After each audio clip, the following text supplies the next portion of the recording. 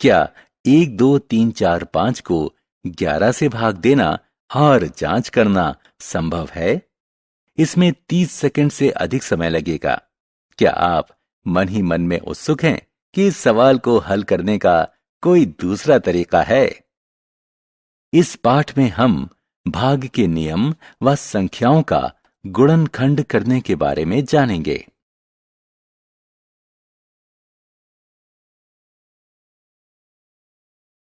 उद्देश्य।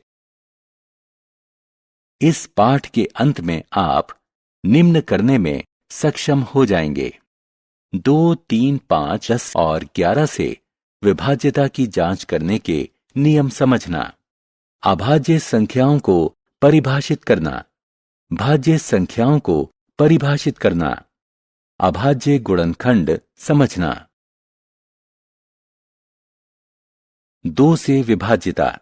अनुज जानता है कि जिस संख्या के अंत में 2, 4, 6, 8 या 0 होता है तो वो संख्याएं सम संख्याएं होती हैं। उसने रैंडम आधार पर कुछ ऐसी संख्याएं लीं जिनके अंत में 2, 4, 6, 8 या 0 है और उन्हें 2 से भाग दिया। उसने देखा कि सभी में शेषफल 0 बचता है। अब उसने कुछ ऐसी संख्याएं लीं जिनके अंत में 2, 4, 6, 8 या 0 नहीं है और उन्हें 2 से भाग दिया। उसने देखा कि ऐसी सभी संख्याओं में 0 के अतिरिक्त कोई संख्या है। इसलिए उसने निष्कर्ष निकाला कि 2 से वही संख्याएं विभाज्य हैं जिन संख्याओं में इकाई के स्थान पर 2, 4, 6, 8 या 0 है।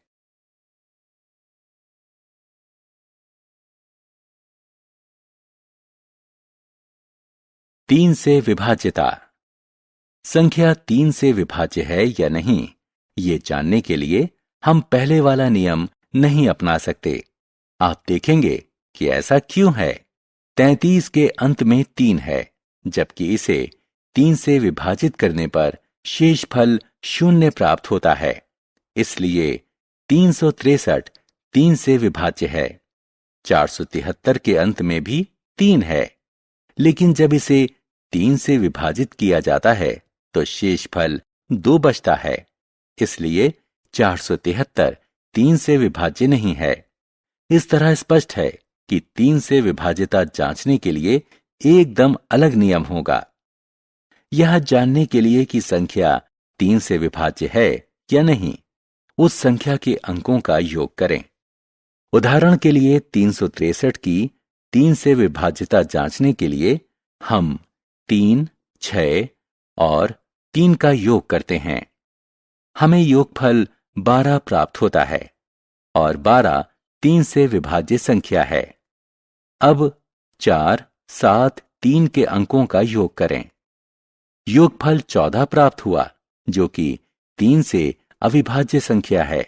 इसलिए हम कह सकते हैं कि यदि संख्या के अंकों का योग 3 का गुणज है तो वह संख्या 3 से विभाज्य है।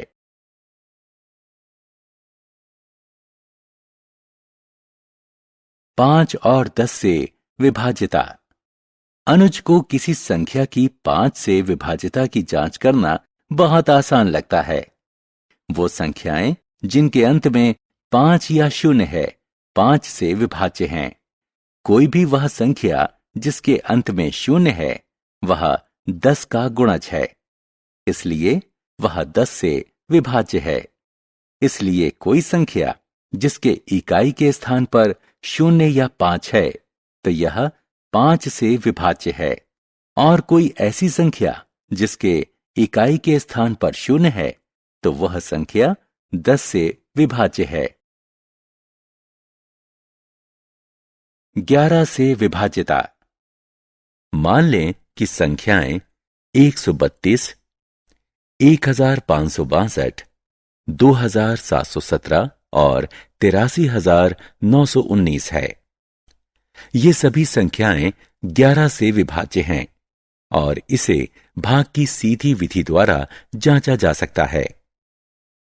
इकाई से शुरू करते हुए इन संख्याओं के विषम स्थानिक अंकों के योग पर विचार करें। इसी प्रकार शेष अंकों या समस्थानिक अंकों के योग पर विचार करें। इन दोनों योगफलों के मध्य अंतर ज्ञात करें। यह अंतर या तो 0 है या फिर 11 है। यह कोई संयोग नहीं है, यह सामान्य नियम है। यदि किसी संख्या के विषम स्थानिक और समस्थानिक अंकों के योग का अंतर 11 से विभाज्य है, तो वह संख्या भी 11 से विभाज्य होगी।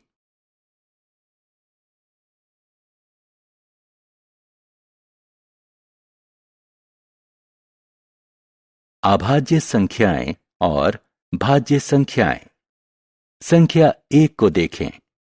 इसका केवल एक गुणनखंड है, स्वयं 1। एक विशिष्ट संख्या है। संख्याओं 2, 3, 5, 7 इत्यादि को देखें। वास्तव में इन संख्याओं के 2 गुणनखंड हैं, 1 और संख्या स्वयं। वे संख्याएं जिनके केवल 2 गुणनखंड होते हैं, वे अभाज्य संख्याएं कहलाती हैं। कुछ और संख्याओं जैसे 4, 6, 8 इत्यादि के 2 से अधिक गुणनखंड होते हैं। जिन संख्याओं के 2 से अधिक गुणनखंड होते हैं, वे भाज्य संख्याएं कहलाती हैं। संख्या 1 ना तो अभाज्य है और ना ही भाज्य। 2 सबसे छोटी अभाज्य संख्या है। यह एकमात्र सम अभाज्य संख्या है। अन्य सभी अभाज्य संख्याएं विषम हैं। इरेटोस्थेनस की छन्नी। आइए इरेटोस्थेनस कहलाने वाले ग्रीक गणितज्ञ की विधि का इस्तेमाल करके 1 से 100 तक की सभी अभाज्य संख्याएं ज्ञात करें। 1 से 100 तक की सभी संख्याएं लिखें।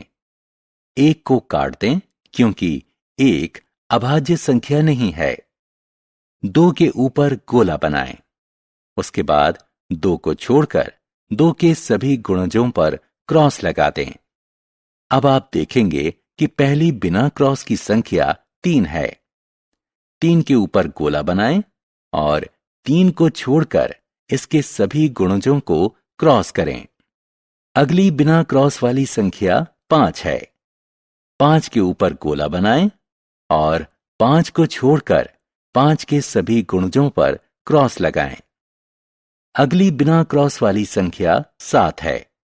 7 के ऊपर गोला बनाएं और 7 को छोड़कर 7 के सभी गुणजों पर क्रॉस लगाएं। इस तरह सभी बिना क्रॉस वाली संख्याएं अभाज्य संख्याएं होंगी। 1 को छोड़कर अन्य सभी क्रॉस वाली संख्याएं भाज्य संख्याएं होंगी।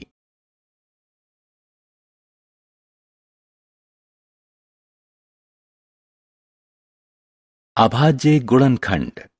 जब हम किसी संख्या को इसके गुणनखंडों के गुणनफल के रूप में व्यक्त करते हैं, तो हम कहते हैं कि संख्या का गुणनखंड किया गया है। इस तरह जब हम 24 को 3 गुणे 8 लिखते हैं, तो हम कहेंगे कि संख्या का गुणनखंड किया गया है। गुणनखंड 8 का आगे 2 गुणे 2 गुणे 2 के रूप में गुणनखंड किया जा सकता है। हम 24 को 2 गुणे 12 के रूप में भी लिख सकते हैं। इसमें गुणनखंड 12 का आगे 2 गुणे 2 गुणे 3 के रूप में गुणनखंड किया जा सकता है। इस तरह 24 को 2 गुणे 2 गुणे 2 गुणे 3 के रूप में लिखा जा सकता है। 24 को एक और विधि से 4 गुणे 6 के रूप में भी लिखा जा सकता है। गुणनखंड 4 का आगे 2 गुणे 2 के रूप में गुणनखंड किया जा सकता है। गुणनखंड 6 का आगे 2 गुणे 3 के रूप में गुणनखंड किया जा सकता है। इस विधि से भी 24 को 2 गुणे 2 गुणे 2 गुणे 3 के रूप में लिखा जा सकता है। इस तरह 24 का गुणनखंड करने पर हमें अंततः 2 गुणे 2 गुणे 2 गुणे 3 ही प्राप्त होता है। इस गुणनखंड में शामिल गुणनखंड 2 और 3 दोनों अभाज्य संख्याएं हैं। किसी संख्या का इस प्रकार का गुणनखंड अभाज्य गुणनखंड कहलाता है।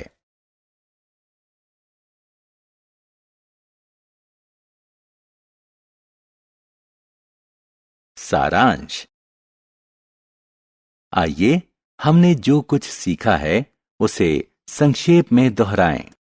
जिन संख्याओं में इकाई के स्थान पर 2, 4, 6, 8 या 0 होता है वे 2 से विभाज्य होती हैं। जिन संख्याओं में इकाई के स्थान पर 5 या 0 होता है वे संख्याएं 5 से विभाज्य होती हैं। जिन संख्याओं में इकाई के स्थान पर 0 होता है वे संख्याएं 10 से विभाज्य होती हैं। यदि किसी संख्या के अंकों का योग 3 से विभाज्य है तो वो संख्या भी 3 से विभाज्य होगी। यदि किसी संख्या के विषम स्थानिक और समस्थानिक अंकों के योग का अंतर 11 से विभाज्य है तो वह संख्या भी 11 से विभाज्य होगी।